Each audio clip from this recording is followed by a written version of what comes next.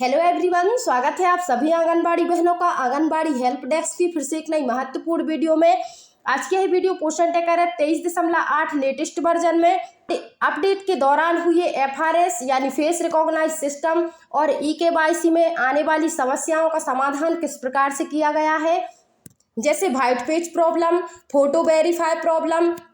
तो यह प्रमुख जो समस्याएं आपको आ रही थी FRS में, तो वह 23.8 जो वर्जन आया है वर्तमान में उपलब्ध हो चुका है, उसमें आपको यह समस्याएं अब नहीं देखने को मिलेगी। तो इन सभी समस्याओं का समाधान इस अपडेट में किया गया है। तो आज की इस वीडियो में जानेंगे कि अपडेट के दौरान अब आप फेस कैप्चर की प्रक्रिया है जो किस प्रकार से पूरी करेंगी और जो समस्याएं आती थी उनका समाधान हुआ है या नहीं। तो आज की वीडियो में एक बेनिफिशियरी का आपको लाइव eKYC और फेस कैप्चर की प्रक्रिया को पूर्ण करके दिखाने वाली हूँ, स्पेशली उन बच्चों की जिन बच्चों के स्वयं के आधार दर्ज है और उनके आधार दर्ज होने से उनकी KYC की प्रक्रिया तो पूर्ण हो चुकी है लेकिन FRS पूर्ण नहीं हो रहा है। पहले जो वर्जन उपलब्ध थे उनमें FRS पहले हो जाता था, तो FRS बच्चों का हो चुका है लेकिन eKYC पूर्ण नहीं हुई है। जो नया वर्जन आया है 23.8 उन में जिन बच्चों के स्वयं के आधार दर्ज है उन बच्चों की eKYC और फेस कैप्चर की प्रक्रिया को पूर्ण करके देखेंगे कि जो वर्तमान में वर्जन आया हुआ है उसमें उन बच्चों की eKYC हो सकती है या नहीं। इसके अलावा 3 से 6 वर्ष के बच्चों का FRS और eKYC का ऑप्शन ओपन हो चुका है। 3 से 6 वर्ष के बच्चों का FRS और eKYC करना है या नहीं, इस सभी के बारे में स्टेप बाय स्टेप संपूर्ण जानकारी देने वाली हूँ। तो आप सभी बहनें वीडियो में अंत तक बनी रहें। चैनल पर पहली बार विजिट कर रही हैं तो मेरे चैनल आंगनबाड़ी हेल्प डेस्क को अवश्य सब्सक्राइब करें और वीडियो को लाइक शेयर करना ना भूलें।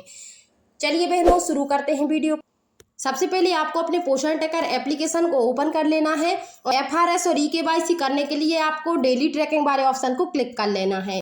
पोषण टैकर ऐप में आप 2 ऑप्शंस के माध्यम से अब आप eKYC और फेस कैप्चर की प्रक्रिया को पूर्ण कर सकती हैं। पहला जो ऑप्शन है डेली ट्रैकिंग का, दूसरा ऑप्शन है बेनिफिशियरी का।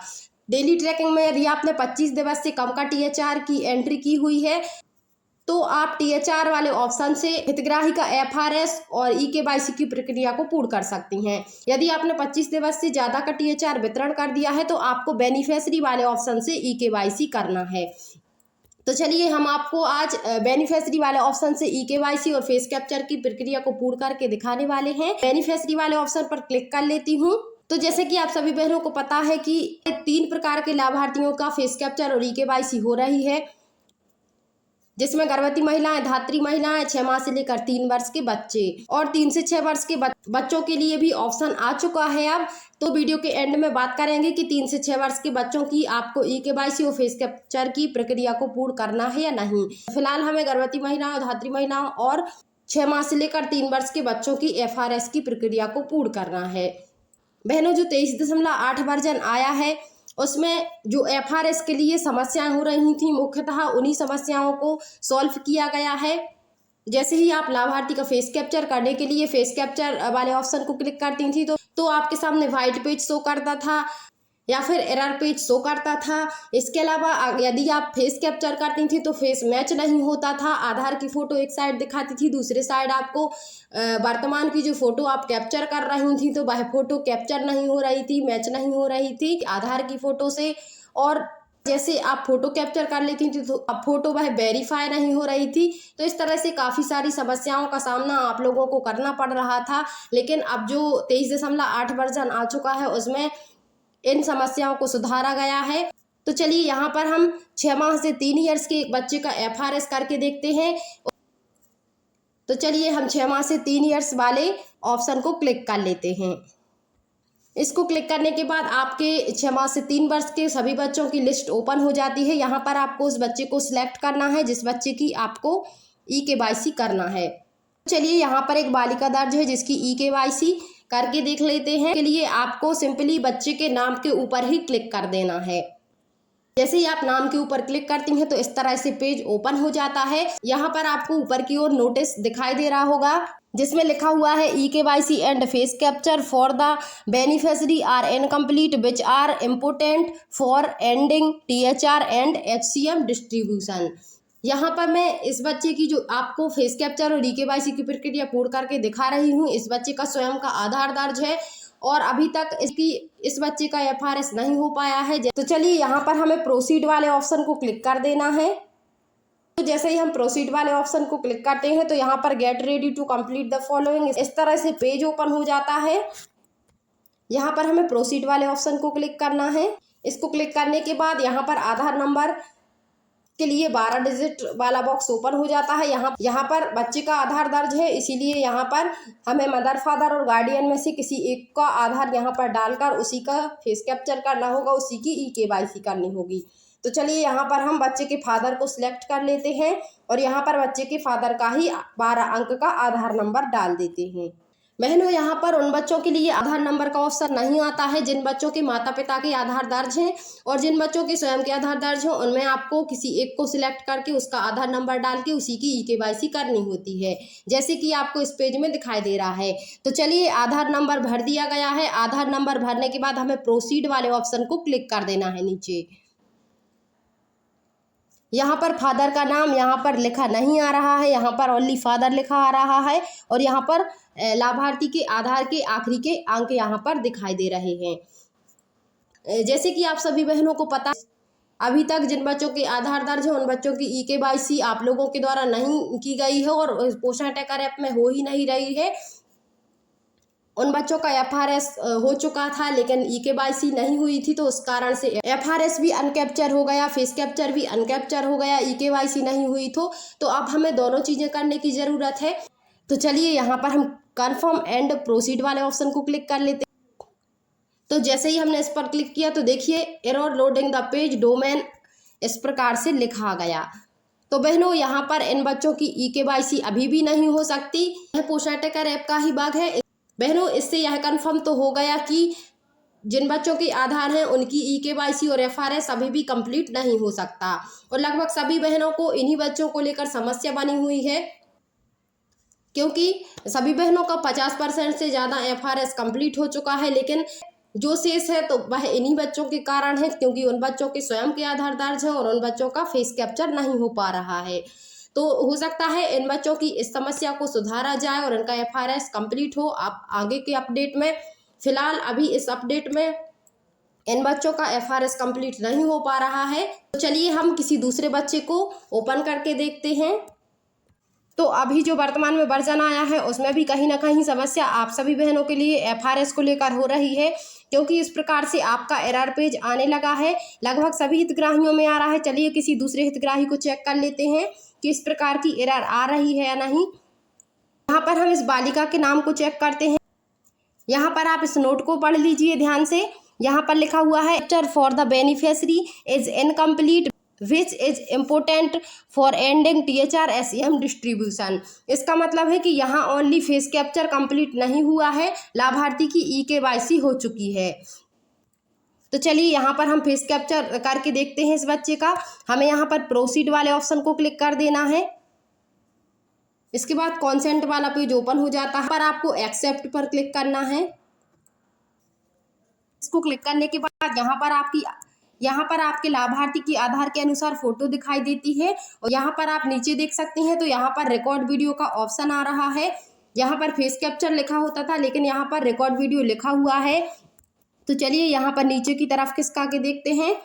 यहाँ पर आप नीचे देखिए, यहाँ पर आप नीचे की तरफ देखेंगे तो यहाँ पर एक नोट लिखा हुआ है, your device do is not have the required 4 GB of RAM, so the system will ask you to record the video. इसका मतलब है कि यदि आपका मोबाइल 4G रैम से कम है तो आपके मोबाइल में रिकॉर्ड वीडियो होगा, और यदि आपका मोबाइल 5G है तो आपके में यहाँ पर रिकॉर्ड वीडियो के स्थान पर यहाँ पर आपको फेस कैप्चर लिखा दिखाई देगा। तो देखिए जिस मोबाइल में वीडियो बनाया जा रहा है वह मोबाइल भी 4G रैम है, इसीलिए यहाँ पर रिकॉर्ड वीडियो का ऑप्शन आ रहा है। इसीलिए यहाँ पर इस प्रकार से नोट लिखा हुआ है। तो जैसे ही हम रिकॉर्ड वीडियो पर क्लिक करते हैं, यहाँ पर वीडियो बनाते हैं लाभार्थी का। वीडियो बनाने के लिए हमें यहाँ पर गोल आइकन को क्लिक कर देना है। तो जैसे ही हम रिकॉर्ड वीडियो पर क्लिक करते हैं तो यहाँ पर देखिए इस प्रकार से लोडिंग चलने लगती है। यहाँ पर आप देख सकती हैं वीडियो रिकॉर्ड हो चुका है। तो इस प्रकार से यहाँ पर 2 बॉक्स बने हुए दिखाई दे रहे हैं। यहाँ पर पहला KYC वाली फ़ोटो, यहाँ पर कैप्चर फ़ोटो।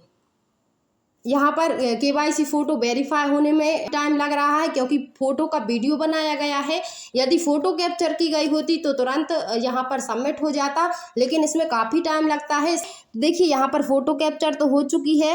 यहाँ पर 2 नोट दिए हुए हैं, पहला है फ़ोटो कैप्चर का, तो यहाँ पर फ़ोटो कैप्चर हो चुकी है। दूसरा है complete the capture photo with KYC photo before verifying.